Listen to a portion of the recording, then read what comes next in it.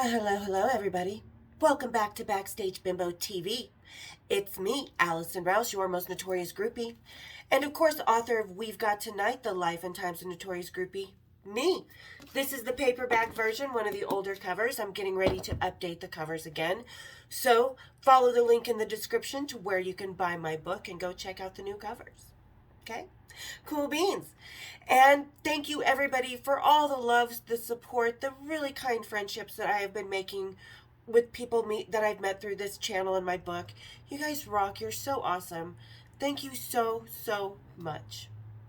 So, because you guys always are really awesome with me, you guys have wanted me to keep doing this series on Wednesdays about other groupies. Well-known groupies that have been featured in specials geared by a specific person. So we're going to talk about a special that was on probably 15 or so years ago on the WE channel called it was a series called The Secret Lives of Women. Well, the women on this special were the groupies. And of course, it was handpicked by Scammy DeBars. All these girls that she found, because how she found these girls, like I said previously, she went on a groupie board at the time that was the only groupie gossip board online at the time, called Groupie Central, and she put an advertisement, "Hey dolls." So that's why I call them, these are the secret lives of the dolls from that wee special that Pamela put together. So, and today I'm just gonna have my, something I really enjoy, which is the Dragon's Milk.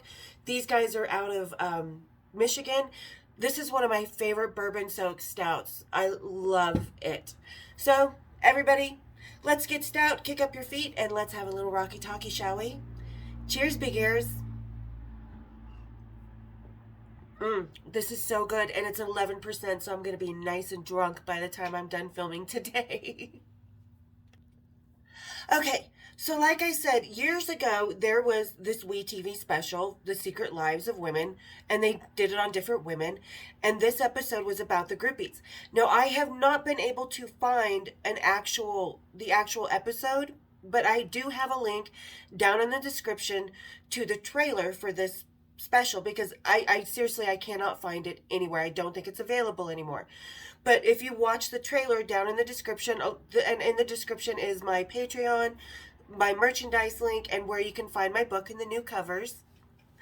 So this is all I could find. So watch that link down in the description to the trailer so you guys can see the women that I'm talking about. Because like I said, this was an advertisement put up on a website, how she got the girls in the book, and she pretty much Scammy DeBars used the girls in the book for this special. And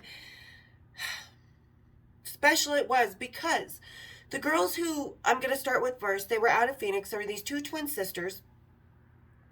Because, yeah, they're the first sisters to be groupies. Not. But, so, and they were really cute little twin sisters, and their friend, and they were called the Beatles Band-Aids.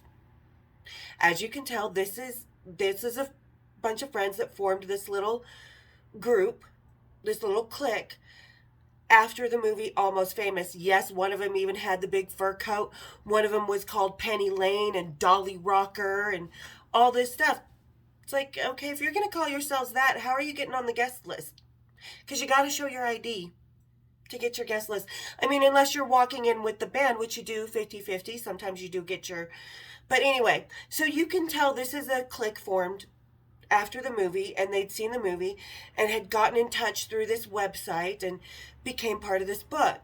Well, you know, I watched them, I thought, oh, how cute, but they didn't really have any bands that they were hanging around with. So technically, I thought, how can they be groupies? Are they super fans? Do they want to be groupies? Yes.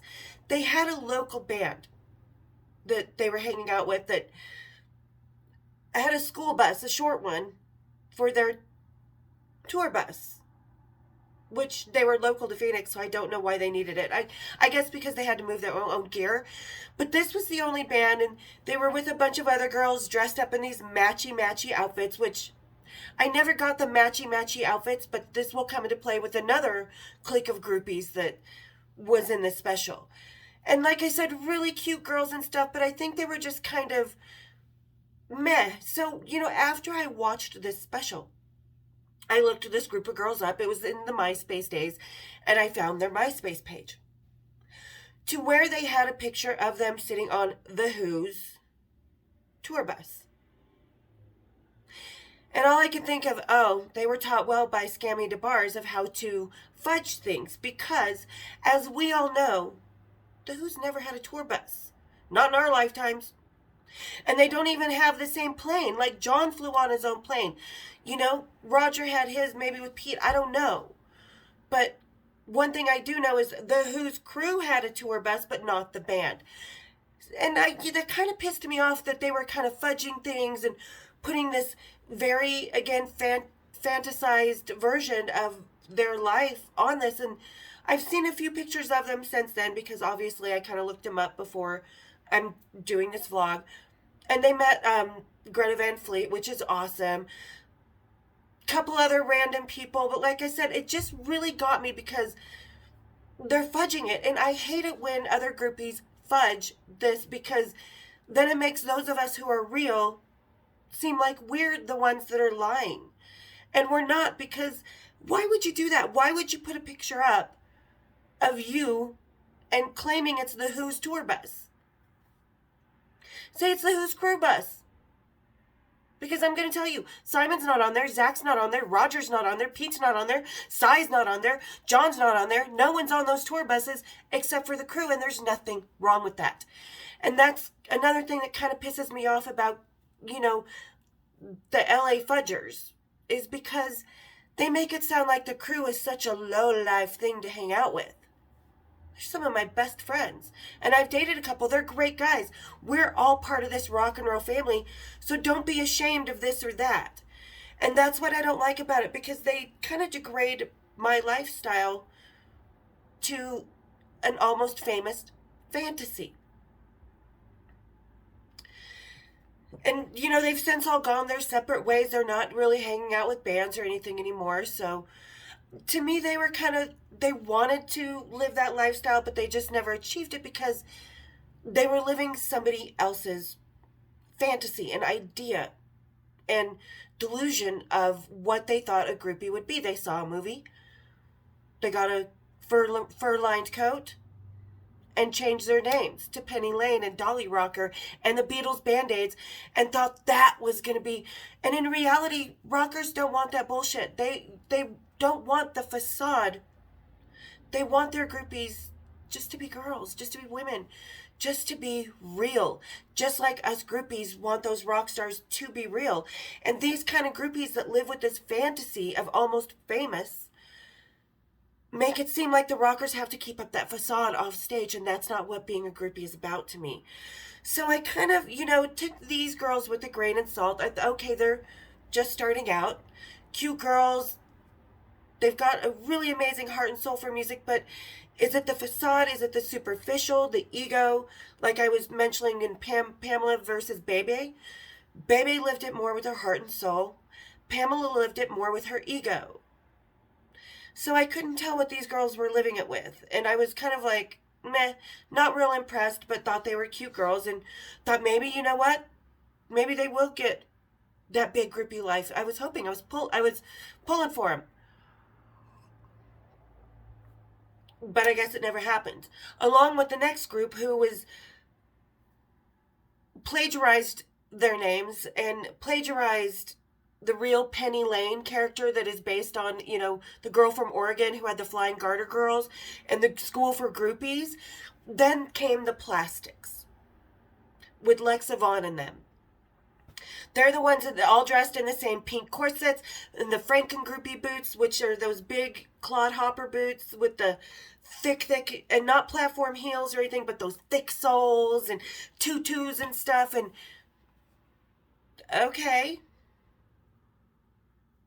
whatever. I mean, fashion is fashion, but if you want to look like a 12-year-old version of a stripper, that's okay. You go and do that. Because the thing about strippers is we don't wear that shit outside of the club. We wear fashion. And these girls were talking about how they hung out with all these bands and how they were influencing everybody all over the world and bringing groupie back. And I'm like, back to what? back to the almost famous facade, back to the ego side of it, back to the superficial aspect of groupie that the press wants you to see, that Scammy to Bars wants you to see. No, honeys, you're not bringing groupie back to anything because, again, in reality, they were fudging a lot of stuff. Yeah, they hung out with a few bands. They hung out at the Rainbow, but everybody can hang out at the Rainbow. I do. I just used to hang out there in the day when Scarlett, Mario, Michael, and everybody, the family was actually there. So that's why I hung out at the Rainbow, to hang out with the family, not to be seen. So does that make sense? You know, the superficial side of being a groupie, because it was all about keeping up this image and wearing the same thing, and supposedly this big sisterhood, which I don't see how following a fashion idea and a fashion or a flock can be empowering to a woman. I just don't see it. And, you know, what I didn't see with the plastics either was a lot of real backstage footage. Like, you'd see pictures of them at NAMM, but they would be standing in the line with everybody else to get pictures of the artists. And NAMM is a big, huge music convention in LA and Tennessee, and LA is the bigger one. So you see a lot of rockers go there and, you know, promoting their amps and guitars and drums and cymbals and everybody who's, you know, so there's a lot of rock stars there. But like I said, what I didn't see was pictures of the after parties, which there are after parties and a lot of people go to and have tickets, and tickets are for sale. I didn't see them backstage at NAMM. I didn't see them really backstage anywhere. Saw them on a couple buses with like Papa Roach or someone like that, a couple bands like that, but no one really big, like Pantera, Metallica,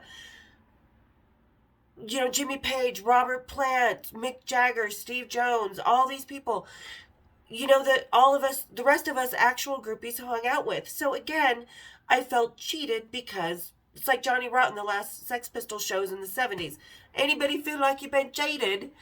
I felt so cheated by the time I was done watching this old WEtv special, because it was so glorified to girls who weren't really groupies. And for me, that's degrading my life, my real life friendships, my real life adventures, and many other groupies' real life friendships and adventures, because these girls aren't who they say they were. But again, here is this pattern that follows Mrs. Roper and her moo-moo of fudging things to make things be glorified.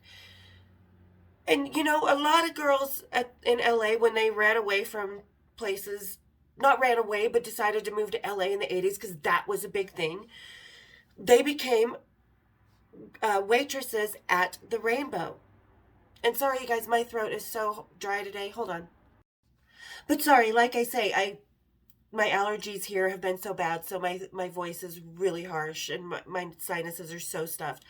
But so anyway, you know, and out of Detroit came a girl, went to LA and went to work at the Rainbow. Her name was Patty. I don't know her maiden name, but Patty. And she claimed to be the biggest thing out of Detroit, which, sweetie, I know the biggest groupie out of Detroit. She's going to come on the show, too. Be afraid, because she knows the truth, too. And, you know, she went to work at the Rainbow, and she had this voicemail from Billy Idol. And, you know, Billy Idol's nothing to brag about. This is a guy who will fuck hookers, kept them in the studio whenever he got a little creative block. He needed to get his juices flowing. Tap, tap, tap. And, you know, that kind of thing. And he again, like Steve Jones, was addicted to sex and would fuck anything that moves. So being a waitress at the Rainbow, it's just like shooting fish in a barrel. Every waitress in the Rainbow's probably fucked Billy Idol and Steve Jones and quite a few other people. But she's like, oh, my holy grail. And she's got a bunch of pictures with Faster Pussycat, who doesn't, back in the 80s especially, because he owned the cat house and stuff. And they're still friends now, which is cool. But still, again, I'm not seeing like big, significant relationships that I'm used to seeing with all the groupies that I know and myself. Because again, this is kind of cheapening our existence down to a child's fantasy. And I'm not trying to dig on these girls. We all love rock and roll. We all set out. But it's okay to be a super fan. And to just miss that brass ring, it's okay. We've all missed a certain brass ring, a holy grail, whatever. But don't call yourself and put yourself out there because Scammy DeBar's wanted people who were shined less than she thought she did to be put in these specials. And, you know, the producers didn't really do a lot of background checking back then. There was just really nothing significant on these specials about any of these women that made me say, yeah, these were some of the best groupies. And you know what? I was watching it next to a certain rock star from the 80s when I was watching it. We were watching it from his hotel room on a day off because we were bored and decided to watch it. And he was like, who the fuck are these girls? He's like, I went to the Rainbow. I don't remember her. He's like, I live in, you know, I go to LA all the time. I never see these girls. And, you know, and he kind of like put it into this, and he's the one that said, and Billy Idol, anybody could fuck Billy Idol. Every waitress at the Rainbow did, probably in the bathroom, in the kitchen, which is like 2 feet wide. It's tiny. But so, you know, I kind of felt like my life and many other real groupies' lives were kind of cheapened and degraded, and like our experiences were taken away from for a facade, for an ego, for bullshit. And it just made me so mad because, you know, don't fudge everything to make you seem greater, to make you seem glorified, and take away the opportunities from the real groupies because you're insecure and egotistical and you want that attention. I do this for a living. I do my book. I never wanted the attention. Like I said, I woke up to it and had to do the best with what life gave me. And yes, I would like opportunities, but it's so hard because, you know, whenever I do have an opportunity to do something, it's like, oh, well, do you do this? Do you do that? What about being a muse? And it's just so fake what the public believes. And this WEtv special and these women contributed to that facade and that falsehood of what a groupie is really like. Because we're so much more than what these women portrayed. They kind of portrayed themselves, like I said, as followers of a childhood fantasy of a groupie. It's just like when you watch a woman go get married and she's got the princess cake and the big pink buggy, and you're like, yeah, that's her 12-year-old wedding. You know what I mean? And then you go to another woman's wedding and it's sophisticated and she's got this beautiful Vera Wang and is coming up in a Rolls Royce and there's candles and it's just gorgeous. So you see what I mean? The difference between your 12-year-old fantasy and the real actual grown-up version of things, the reality. This whole WeTV special was nothing but facade and rainbows and kittens coming out the assholes, to be honest. And like I said, it kind of irritated me and people in the business that were actually in the business because it was so shallow. And these girls were portrayed as shallow. I don't know if they wanted to be portrayed this way, but it's how they came across. And as a groupie, my life is not shallow, and it's not fake, and it's not disposable, and it's not based on anything else but my own heart and soul. It's not based on a movie. It's not based on a book. And it's not based on fucking Billy Idol. Like I said, I fucked Steve Jones, but he fucked everybody that moves too, so that's my Billy Idol. But I did it for 5 years. She did it twice. So anyway,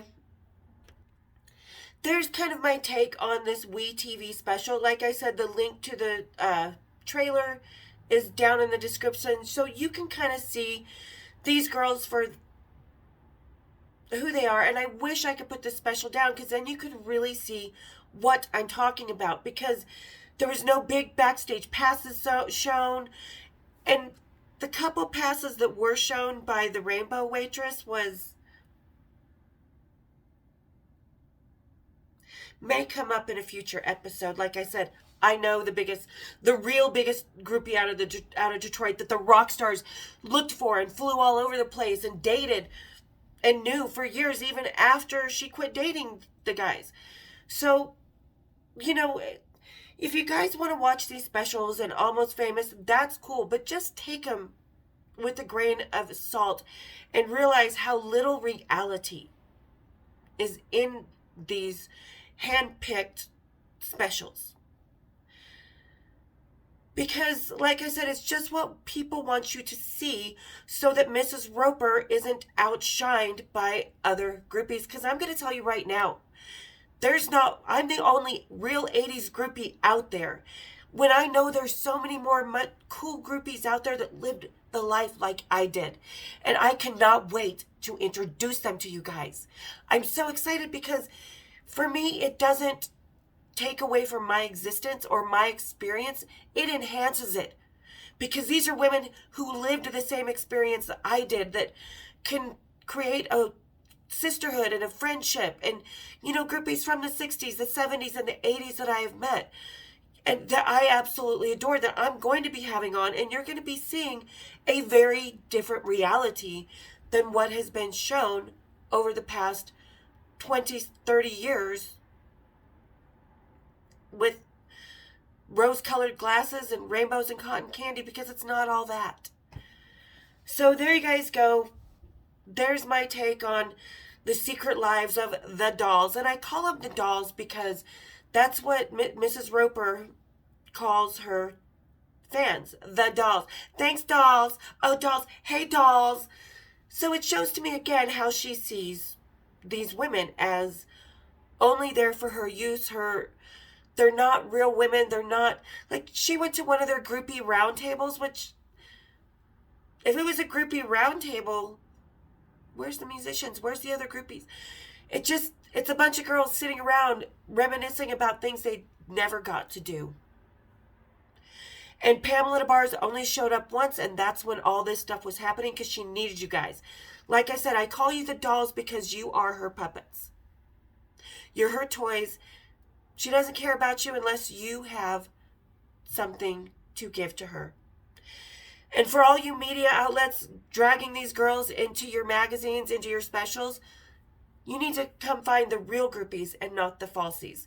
Like I said, I have a previous vlog of how I talk about those different groupies, and these are the faux groupies, and to me it's offensive because it takes away from all the real groupies who lived a real big life in the hearts and souls of these men, and these men in their hearts and souls. So there you guys go. There's my opinion on the secret lives of the dolls groupies.